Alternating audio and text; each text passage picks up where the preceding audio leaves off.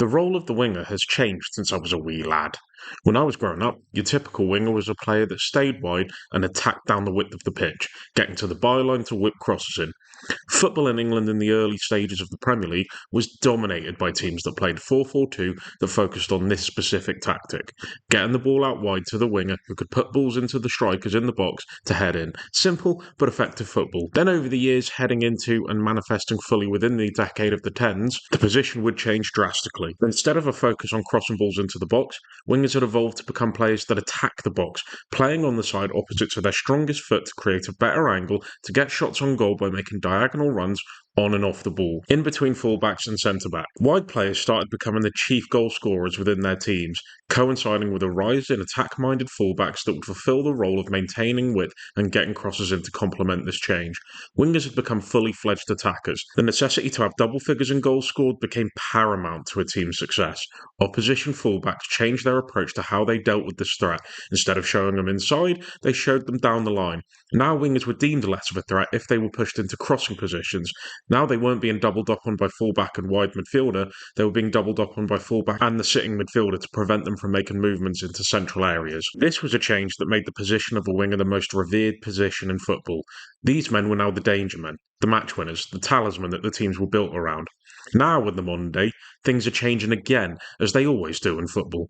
The fullback now isn't just an attacking wide player, they're a third centre-back, an extra midfielder, sometimes even an attacking midfielder. The growing trend in midfielders becoming fullbacks is getting higher and higher to raise the technical quality for these positions. As a result, wide players are now becoming wide players again. There's been a shift in football in what would be traditional wide play, which would simply be the overlap of a fullback to assist a winger. This then evolved for the overlap to allow the winger to move inside and operate in different corridors on the pitch. Now it is the fullback that makes underlapping runs for the winger to find the passes inside or down to the byline, which is only possible if the wide player maintains width. You look across football, and wingers are still dominated with wide players playing on their opposite foot, but last season we saw a manager come to the Premier League and ignite what I think could be a new trend within football.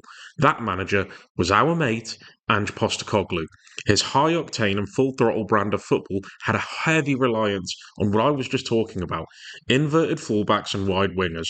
Pedro Porro and Destiny Udogie operated within the half spaces and attacked the pitch vertically in these areas, with the wide players looking for these runs from their position, which was out wide, to create these chances.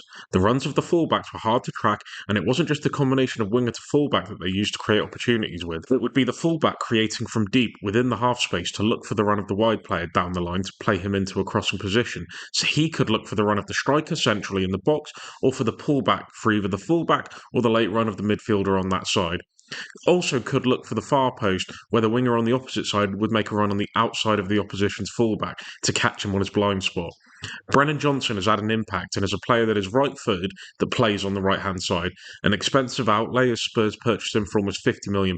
They also made the move in January to sign Timo Werner, who, although is naturally right-footed, is very comfortable on his left foot, capable of using his pace to take or receive the ball on the outside. Considering he featured on the left-hand side for the majority of his spell, goes to show why he was needed. This system isn't just unique to Spurs. Many teams use their wingers as this sole source of width. The wider you play, the more reliance you have on the foot that matches the side of the pitch you're on. How many times do you watch a game of football and see a team's attack break down because there's a winger unwilling to take the ball down the line on his weaker foot? And so as a result, you see them turn inside and play a safer pass, as that is the only option that is available to them. As I said before, fullbacks are now coached to show players down the line. But what happens when a player doesn't call their bluff? The fullback has won that little mini-game in that regard. This is also a reason why I think the winger could be set to change again, to exploit the weakness of a modern fullback. As I had just mentioned, fullbacks now show wingers on the outside.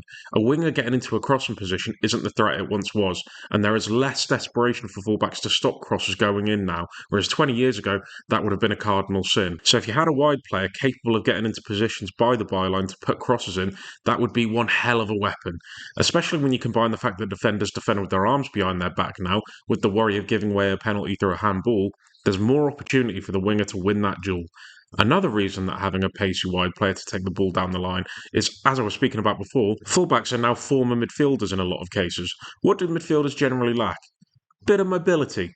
That and a lack of defensive awareness with what's going over their head. Their head movement isn't the best. Trent Alexander-Arnold, Alexander Zinchenko and Joshua Kimmich are all examples of these types of players. Fantastic players, but defensively vulnerable at fullback. So having that wide player to destroy that type of fullback one-on-one is a massive asset. No fullback of that type is going to want to get dragged deeper and deeper by someone with high levels of acceleration. Majority of them are more than comfortable tracking you on the inside to what their original position was. There has been a decline in the defensive ability of fullbacks over the last decade plus as well, in a more general sense on top of all of that. Even wide centre-backs are more accustomed to showing plays down the line, and that's where the real challenge for this new/old winger could come from. Those types of players are physically, athletically, and defensively strong at the top level and would need that extra level of quality to beat. But that is the difference in quality you'd be dealing with in any position at the top level. Those fine margins win and lose you games all the time. So the idea of them being able to go inside shouldn't be completely lost. It's not as if we never saw inverted wingers 20 years ago, but I'm more talking about the general state of the position within football when I speak about all of this. But will we actually see this trend be ignited? Who knows? I think we will, and football always evolves, but it doesn't reinvent the wheel. If you look at football throughout its history, even to the early 1900s, you'll be surprised to see how many tactical principles and ideas have been rebranded in modern times to appear progressive. So the idea that wingers could come back shouldn't be considered as football going backwards by any means. Football always evolves because tactics become popular due to success, and then it takes that next step as teams find ways to overcome it, and then that idea becomes popular, and then so on and so forth. But I'd love to know what you guys thought about this. Please feel free to leave your input down in the comment section below. Like the video if you liked it, dislike it if you disliked it, tell me why either way, and subscribe if you want to see more. Cheers lads, in a bit.